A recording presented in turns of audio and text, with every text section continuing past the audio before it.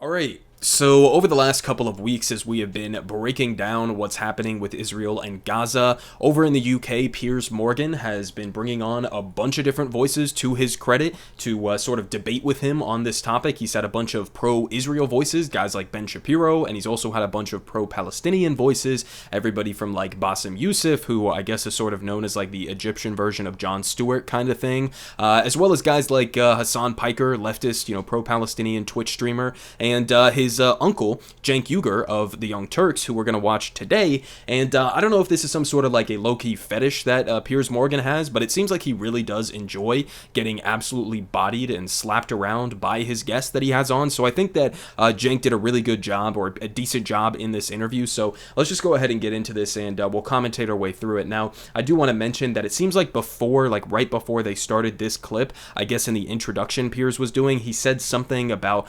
pro-Palestinian people being anti-Semitic, so that's not going to be in this clip here that was posted on his YouTube, but it's something that Cenk responds to in his first response here, so I just want to give you guys that context. So let's go ahead and jump into it. Well, joining me now to discuss this is the founder of the world's most influential progressive online channel, The Young Turks, a Democratic presidential hopeful. And that's Cenk Uygur. Cenk, great to have you on the programme. Thank you very much indeed for joining me. I've been following your tweets with interest this week. You've been getting increasingly angry, I think it'd be fair to say.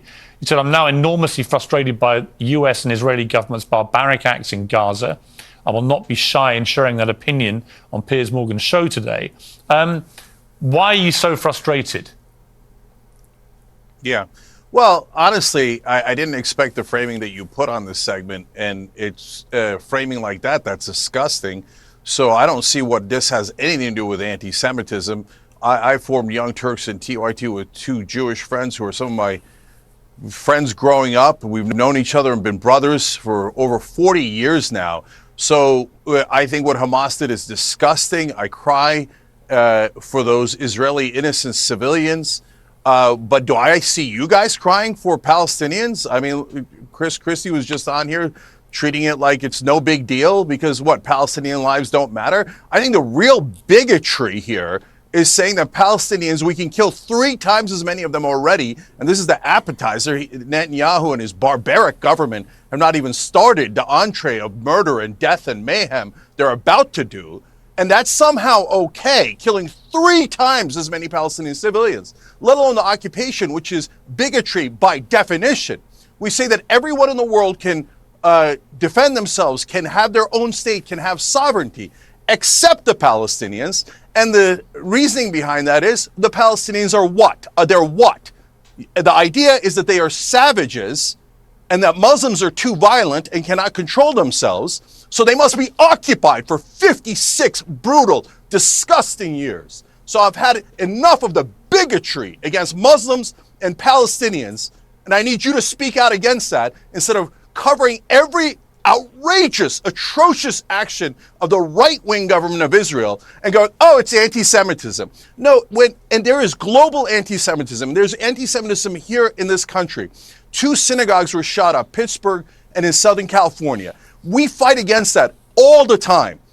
But then whenever Israel is criticized, people go, oh, no, it's anti-Semitism. No, there's real anti-Semitism. Instead of attacking that, all you guys ever do is hide behind the veil of anti-Semitism. Do you know why Palestinians might not like Israelis? Because they've been oppressed for 56 straight years. I hear you. And let me respond. Okay, so he's going to deny this sort of framing here and say, well, I'm not really like some of the people who you're talking about who conflate those two things. I think that's bullshit, okay? Having watched some of his other interviews with guys like Hassan Piker, I highly recommend you guys go watch the interview with Hassan. But, I mean, the thing that bothered me the most about Piers Morgan is he's one of these guys who tries to pretend to be this, like, high-minded centrist or, like, I'm not taking either side. I'm totally fair and unbiased in this situation.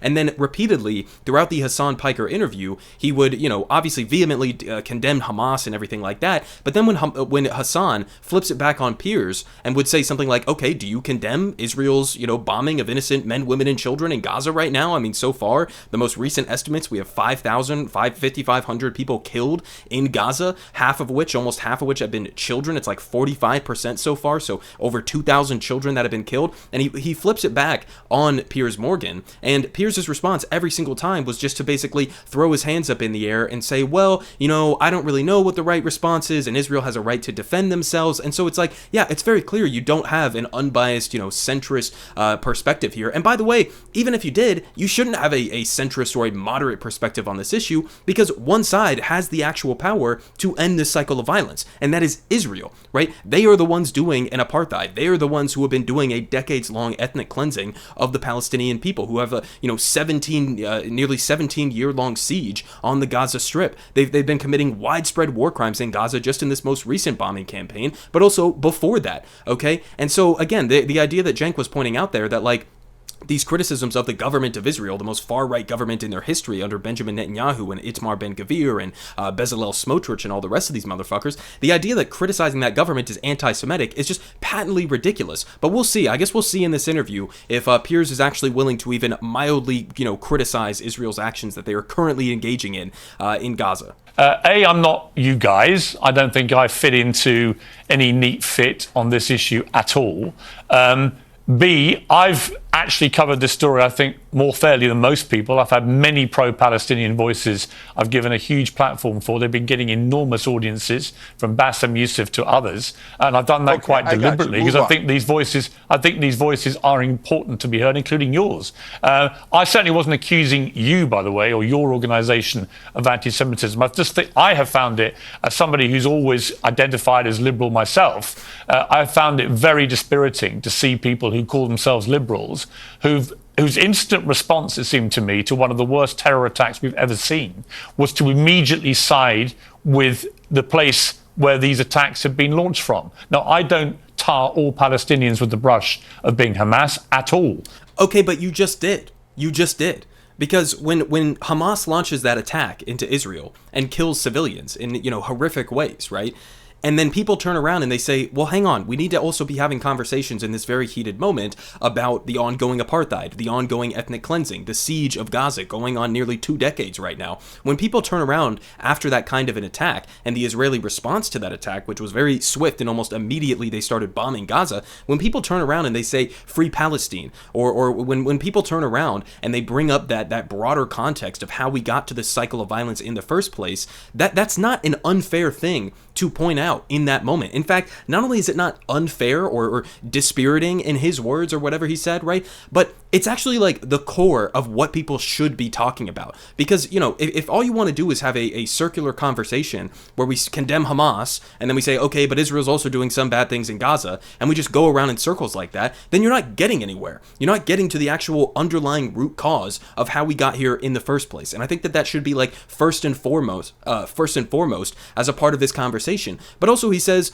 I don't lump all Palestinians in with Hamas immediately after saying, you're coming out and saying free Palestine, or you're talking about the civilians in Gaza right after the Hamas attack, and that's somehow bad. You are literally conflating those two things. You're saying that anybody who's sticking up for Palestinians after the actions of Hamas is in the wrong in that situation. So you absolutely are conflating those two things. And in fact, the sooner Hamas are out of there, the better for the Palestinian people and the world. But I just think the only human response you can have is, as you did, by the way, to your credit, is it was disgusting what happened on October the 7th. Now, the question then becomes, what is a proportionate response by Israel?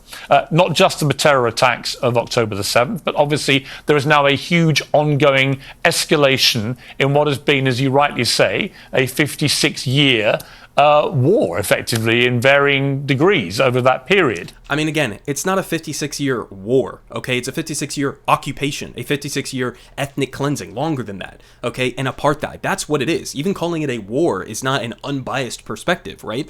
I mean, it's just, again, completely ridiculous. And that's where I think I'm struggling to see how a ground invasion by Israel, with all that would entail, particularly mass deaths of Palestinian civilians, how that is going to do anything for any peaceful resolution to this. I think it will have the opposite effect. Okay, on that point, he's 100% correct. The invasion of Gaza is going to be an absolute clusterfuck and isn't going to solve anything. Yes. So let's take it one at a time. First of all, as you rightly point out, on Young Turks, we covered the atrocious actions of Hamas right from the get-go, and we condemned it as fully as anyone can possibly condemn it. Because not only are they killing those poor, innocent Israelis that didn't do anything, those little babies and the grandmothers. It's disgusting what they did. But on top of that, they're ruining the Palestinian cause. They've burned the moral high ground to cinders. And then on top of that, they smear all people of Muslim background like myself. And then it unleashes this bigotry of anti-Muslim bigotry throughout the world that I'm sick of. So screw Hamas and their barbarism. Okay, I think it's totally fair to say screw Hamas. That's totally fine. But then don't say that, it's Hamas that's causing this international wave of bigotry. No, that would be the Islamophobic bigots who are causing that Islamophobic wave of bigotry. Okay, that's who's responsible for that. I think that should be clear, right? You don't just say, okay, there was a terrorist attack like after 9/11 in the United States. Okay, Al-Qaeda attacked the United States, and so therefore everybody's justified in having bigotry. No, I mean, I think that the idea that like this attack by Hamas somehow destroys the moral high ground for Palestinians, I think that is honestly giving into a lot of the framing of anti-Palestinian causes in the United States, because no, that doesn't change the fact of the apartheid or the ethnic cleansing or the expansions of the illegal settlements. All of that remains exactly the same regardless of what Hamas did. Okay. Now, in terms of a proper reaction, yes, you need to get those hostages out. So now let's look at I'm going to suggest what to actually do. I'm going to be constructive. But first, let's look at the unconstructive solution that Israel had. Dropping bombs on residential buildings. 50 ambulances have been hit. 10 out of 25 hospitals don't operate anymore. The incubators are about to run out of energy. There's 45 babies that might die today. The parents I just read on CNN are writing the names of the kids on their calves, on their legs, so that if they are killed in a bombing and they're mutilated, they could find their bodies. Imagine writing the name of your child on their legs so that you could find them in the rubble after Israel or any government drops a bomb on them. And I need the West to understand something. Bombs kill people. And do you know how they kill people? They incinerate them alive, or their heads explode. So what happened in Israel was a disaster and disgusting. But you have to be equally honest and equally outraged at the immorality of incinerating babies and grandmothers and aunts and uncles, which is what we're doing right now.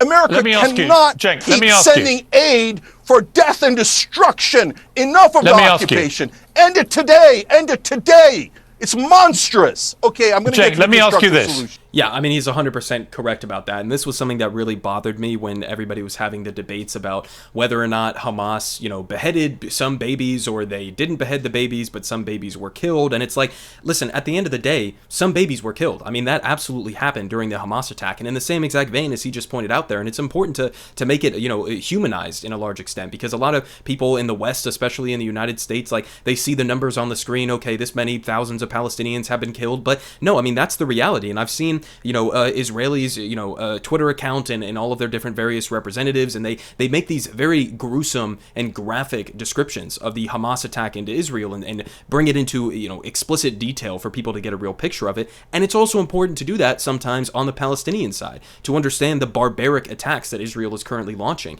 And again, that's why it bothered me about the so-called beheading babies back and forth argument, is because the same thing is happening right now in Gaza. I mean, maybe it's a little bit more brutal if you're actually beheading somebody. Okay, fine, sure, whatever. But the same exact thing is happening right now. I mean, do you think that when Israel drops a bomb on some family's home in Gaza, that the babies who are killed in that their heads are intact? I mean, does it matter if they're intact, if they're killed at the end of the day? I mean, I've seen so many gruesome videos out of Gaza where people's limbs are torn to pieces. I mean, obviously the recent hospital attack was one example of that. People, an entire, courtyard of children who were killed in that attack. I mean, so many different examples that we could point to. That's just one, example that a lot of people have an issue with, because there's, no definitive evidence in terms of what was the actual cause of that one way or another. But the point is, again, whether or not it's a bomb that's dropping from the sky, or it's some Hamas, militant who ran into a village with an AR-15 or something, the same outcome is happening, and it's happening at a much larger scale in Gaza as we speak. And I want to just note again, we haven't heard that same condemnation from Piers Morgan yet, where he gave that strong condemnation of Hamas, hasn't condemned literally anything that Israel has been doing. He asked these questions, these vague questions. I don't know, what's a proportionate response? Well, you could at least say, not this, not what's happening right now. That's not proportionate. I completely understand your passion and your anger. I completely get this. I, like you, want to see some resolution at the end of this horror that we're witnessing.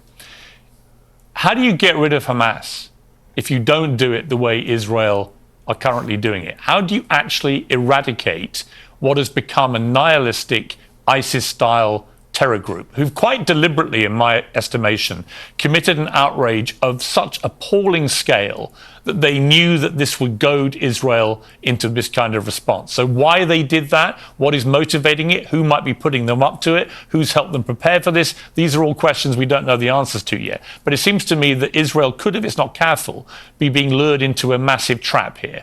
And I hope that is not the case. But I'm curious, how do you get rid of Hamas if you don't do it the way Israel is currently doing it, albeit with horrific collateral damage in the face of thousands of innocent Palestinians being caught up in the bombing? Okay, again, I mean, the questions here. Sorry for making so many pauses, but the question here from Piers, I mean, again, incredibly one-sided, right? He calls this collateral damage. This is not collateral damage. We've heard the statements from guys like Isaac Herzog, the president of Israel, who has come out and said there are no innocent civilians in Gaza. I mean, they're outright saying this. In many cases, other Israeli politicians referred to them as barbaric or savages or animals, okay? I mean, we saw that tweet from the Israeli Prime Minister account just the other day. This is a battle between the children of lightness and the children of darkness, between, humanity and the law of the jungle. I mean, we see the racist and dehumanizing language that is used against the Palestinians. So the idea that all of the bombs that they've been dropping on Gaza have only been targeted at Hamas militants and the civilians are just accidentally getting caught in the crossfire, it's absolute bullshit. I mean, if that was the case, why are they cutting off the water and the food and the medical supplies from getting in to 2.2 million people, okay? Why are they using all of this rhetoric explicitly saying that they don't consider there to be any innocent civilians within Gaza? I mean, it is intentional. Again, and I think that's important to point out. One other quick thing is that I also think is important to point out is this comparison to ISIS with Hamas. It's not just Piers, it's the U.S. media, it's U.S. politicians, it's Benjamin Netanyahu, it's all of these people. It's important to understand the differences here. It's important to understand the goals of each of these different various groups and the different nuances between their ideological frameworks, okay, their geopolitical agenda, if you want to call it that. It's important to understand that, not because you agree with Hamas or ISIS, but just to understand what situation we're dealing with. ISIS has much more global and broader regional ambitions than Hamas does, okay? And this is not a secret, right? You can go and look at some of the major demands or the goals of Hamas as an organization. Have they conducted acts of terrorism? Absolutely. But does that literally mean that they're the exact same as ISIS? No, some of the goals of Hamas are ending the occupation, ending the expansions of illegal settlements into the West Bank. Part of the reason they called this recent attack into southern Israel, okay, they called it Al-Aqsa flood. Part of the reason for that is that Israel, on a repeated basis, has been going into the Al-Aqsa Mosque, one of the holiest sites in Islam, and attacking innocent people who are worshiping inside of it.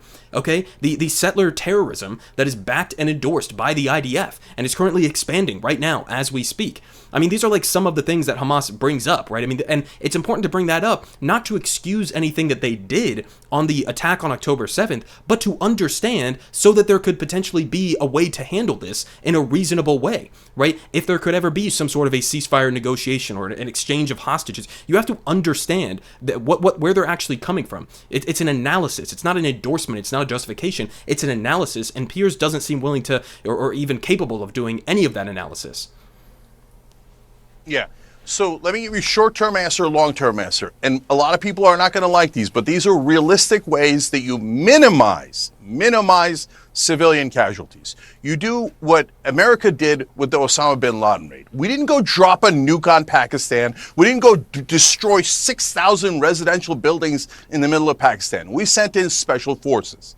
Is it more dangerous to them? We did kind of do that in Iraq and Afghanistan, but okay, I get the point. We ended up finding Osama in Pakistan, and we did it with special forces. Okay, well, I guess we'll ignore Iraq and Afghanistan for now. Special forces, of course. That's the point of special forces. Try to find the hostages. Does it look like Israel's trying to find the hostages?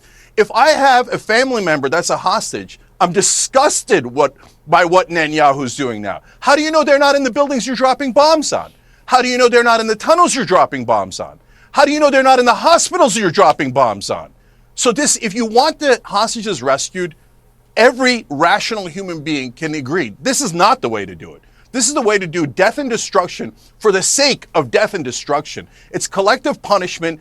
It's genocide against Palestinians, and the world has to speak out. So my way is not pleasant either. It involves a lot of folks dying on both sides. I understand that. Those are super hard choices. But go find Hamas. Go find the hostages. Go rescue them instead of wantonly, indiscriminately killing after killing. And let's be honest, when you drop a bomb and a kid's head explodes and a grandmother is incinerated, that is terrorism. Killing 3 times as many civilians as Hamas is terrorism. And it is the same if it is done by a government. Send in as many special forces as you got. We should send in whatever you got to actually do the job at hand instead of what Netanyahu is doing, which is to kill these people to what? Send a message. And think about how unrealistic that is. And think about why his method has a 0% chance of working. How are the Palestinians supposed to rise up against Hamas? How would they prove they're against Hamas? Hamas ended all elections. Hamas ended democracy. So how are the Palestinians supposed to cry uncle? They're already crying uncle, but it's never enough for the bloodthirsty Netanyahu. No, more death of Palestinians, more babies killed. That's what his answer is. And it's this, and the United States of America, I'm running for president here. There's no way in the world I would allow this. Sending $105 billion. And it doesn't even go to Israel, Ukraine, or Taiwan. It goes to the defense contractors that bribe these greedy American politicians and then get most of that money. And so the long-term answer is 1967 borders and the biggest walls you've ever seen in your entire life. And no one's allowed to cross to either side. But the Palestinians get their state. It is unconscionable for them not to get their state. And if you're a moral person, of course you believe that the Palestinians are not the only people in the world that cannot govern themselves. If you say that, you are being, by definition, bigoted and a racist. We have to have two-state solution immediately. If 56 years of occupation and brutalizing these people is not enough, is 57 years going to be enough? Is 156 years going to be enough? I'm asking Israel, not out of hate, out of love. So many of my friends that I grew up with are Jewish. This is not good for them. This is not good for anybody. Please look into your hearts, look and be the moral people that I know you can be. I've been to Passover dinners. Okay, so we can go ahead and wrap it up there. Now listen, on his last points, I disagree with a lot of what he just said. Number one, in terms of, going after Hamas, okay, if you want to send in special forces to go after the people who were responsible for the October 7th attack where, if anybody killed civilians or anything, hold them 100% accountable. That's totally fine in my books. In fact, I think it should be done on either side. In fact, I think that both Hamas militants who killed civilians and Israeli politicians who are currently killing civilians in Gaza should be subjected to the International Criminal Court. And, if Israel wants to make the argument that everything that they have been doing is in accordance with international humanitarian law and the laws of war, then okay, go and prove that in front of the International Criminal Court or some sort of international agency, and we can decide who needs to be, thrown in jail and held responsible for their actions. I'm totally fine with that being done on both sides there. But in terms of doing a ground invasion or going in to totally eradicate Hamas, it's not really logistically possible, okay? It's just not, right? I mean, there are Hamas leaders that are in other countries in the region right now. There is an incredibly vast network of tunnels under Gaza in which, Israel could get itself embroiled in what they themselves admit could be a years and years and years long, invasion operation. Okay, this is not something that can just simply be done. You can't simply just remove Hamas from power. And also, it doesn't even seem like they have any reasonable plan whatsoever for what would happen after that. Okay, who's going to replace Hamas? Why would whoever Israel picks to replace Hamas, trust the Israeli decision there after you've just gone in and committed war crime after war crime after war crime in Gaza? What is the actual plan? Is it indefinite occupation? Is it ethnic cleansing? I mean, what is the actual plan there? So I think that that's very, half-assed on the side of Israel in terms of a strategy there. And I think the real strategy, if you wanted to displace Hamas, and the reasonable thing to do would, again, you can go and hold anybody responsible who killed civilians. That's totally fine. Go in with special forces, as Cenk just said there, to get those guys. But in the broader sense, what you would have to do in order to get Palestinians overwhelmingly to reject a militant, Islamic leadership structure of Hamas is to show them, to demonstrate to the people of Gaza, to the people in the West Bank as well, who obviously aren't under Hamas's control right now, but show the people of Gaza that there is an alternative besides militancy.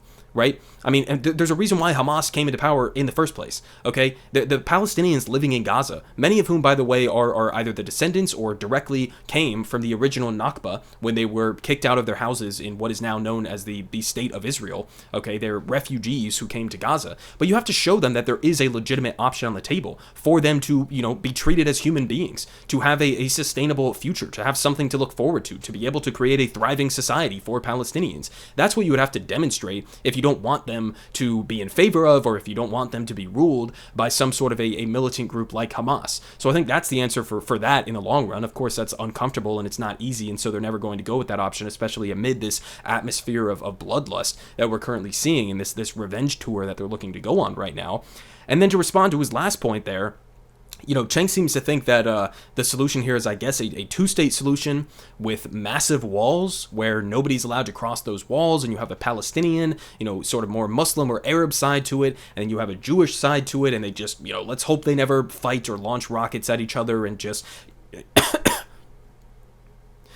keep some sort of like a peacekeeping, operation in the meantime. I guess I see that as completely ridiculous. Number one, because a two-state solution is logistically almost impossible at this point. Israel has fractured the Palestinians into hundreds of different enclaves in the West Bank with Israeli Jewish settlers that have gone in and kicked Palestinians out of their homes. There are, all of these different checkpoints and walls and fences that are, separating the Palestinians that live in the West Bank. And so it's not even at this point a cohesive community structure, right? Where would you draw the borders? Are you going to mass expel now some of these Jewish settlers in the West Bank and tell them they have to leave because that's Palestinian land? I mean, how are you logistically going to get this done, especially under the way that the current apartheid government of Israel is operated? So I don't think that a two-state solution is even really on the table. And also you have the added aspect of that the government of Israel, guys like Benjamin Netanyahu and many others, have absolutely no interest whatsoever in even having a conversation about a two-state solution, let alone a two-state solution that would genuinely be fair to the Palestinians in this kind of a situation. So I think that that's really off the table. And, you might think that it's unrealistic. I mean, I don't think it's any less realistic than what he just said, but I think the only real solution here is to have a one-state solution in which everybody, Jewish people, Israelis, Palestinians, Muslims, anybody of any faith, of any ethnicity, is given full democratic and civil rights. I mean, it seems like that's the only moral, the only correct thing that could potentially produce peace and stability in the long run. I mean, I definitely have an issue just at a fundamental level, and I don't think that this should be very controversial, with ethno-states. Okay, I think that as a part of creating an ethno-state like the state of Israel, okay, that requires having something like an apartheid. It requires the unequal treatment of minorities. Okay, it requires ethnic cleansing. I mean, that's what's going to happen. And then you're also going to have all of this tension that's kept there because of that, because of the establishment of, I guess, two different ethno-states bordering each other, where you have like Palestinians, some of them living in the Gaza Strip, some of them living in the West Bank, disconnected and aren't allowed to go back and forth between them. I mean, even geographically, that doesn't even make any sense. But again, morally, just at a foundational level, that's not right. Okay, same as I wouldn't want a Christian ethno-state here in the United States or a white Christian ethno-state in the U.S. Same as I criticize the governments of Iran and the governments of, Saudi Arabia, for example. It's the same fucking thing.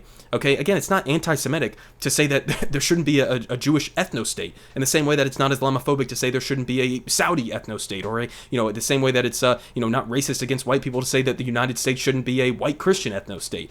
I mean, again, just at a fundamental level, I think that that's the solution in the long run. So again, anyways, in the broad scopes of this, I think that Cenk did a pretty decent job in this interview. He definitely brought a lot of energy. He's very impassioned about this. I think that that's a good thing. And go and watch some of the other interviews that Piers did with Hassan Piker again and Bassem Youssef, who did incredibly good jobs in their interviews. Probably honestly a little bit better than Cenk, but this was the most recent one that I saw. So credit to him for going out and doing this. I didn't even mention the fact that yes, he is running for president, which is also kind of funny, but I don't even think that's worth me doing an entire video on. So I'll just leave it at that. Good luck to him, I guess. But yeah, I mean, he's certainly, at least on this issue, much better than our current president, Joe Biden, and certainly much better than the guy on the other side, Donald Trump. Everyone is saying good politic guy has the best politic. Believe me, no one does it like him.